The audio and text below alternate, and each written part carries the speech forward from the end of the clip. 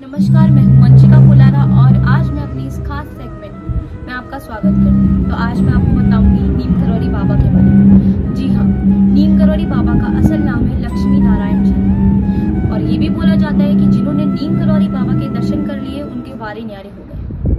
जी हाँ, मैं आपको एक ऐसे बाबा के बारे में बताऊंगी जो नैनीताल स्थित कैची धाम मंदिर में पाए जाते हैं, जो नैनीताल रोड जाती है, अल्मोड़ा स्थित कैची धाम मंदिर है जहाँ पे बाबा पाए जाते हैं। इनको तलैया बाबा, करौली बाबा, नीम करौली बाबा के नाम से भी जाना जाता है। मैं आपको ये बता दूं, ये तमाम नामी हस्तियों के बाबा हैं, ये तमाम कामयाब शख्सियतों के बाबा हैं। सबसे पहले मैं आपको ये बताऊंगी कि नीम करौली बाबा के अगर आप भक्तों के बारे में जानोगे तो आप बहुत ज़्यादा हैरान हो जाओगे। तो इनके परम भक्त में से एक आती है जूलिया रॉबर्ट, जो हॉलीवुड की मशहूर अदाकारा हैं, और दूसरे परम भक्त में से आते हैं मार्क जुकरबर्ग, जो फेसबुक कंपनी के संस्थापक रह चुके हैं।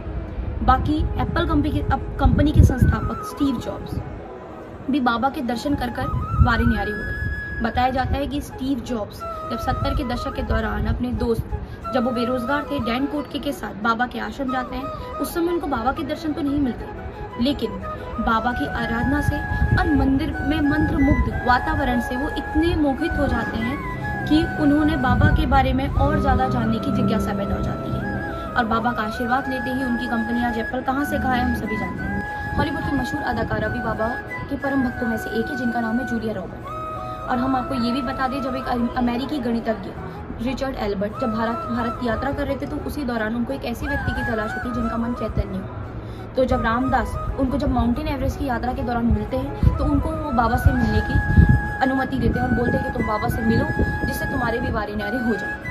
लेकिन जैसे ही वो बाबा से मिलते हैं, उससे मिलने के बाद उनको ऐसा फील होता है कि मतलब हाँ, उनने सब कुछ पा लिया अपने जीवन में, क्योंकि जब वो आसमान में टिमटिमाते तारों को देखते हैं तो उनको उनकी माँ की याद आ जाती है। माँ की याद आते ही वो बाबा के आश्रम में जाते हैं और जैसे ही बाबा से मिलते हैं तो बाबा उनसे पूछते हैं क्या तुमको तुम्हारी माँ की याद आ रही होती है। तब उनका जो भी घमंड होता है वो शून्य में बदल जाता है और वो जिस चैतन्य मन की तलाश कर रहे होते हैं वो उनके सामने खड़ा होता है। चाहती हूँ कि आप भी बाबा के दर्शन जरूर करिए, क्योंकि बाबा के दर्शन करने में इंसान को बहुत अच्छी फल की प्राप्ति होती है, क्योंकि बाबा एक ऐसा एकमात्र सहारा है जो हनुमान जी का दूसरा स्वरूप है।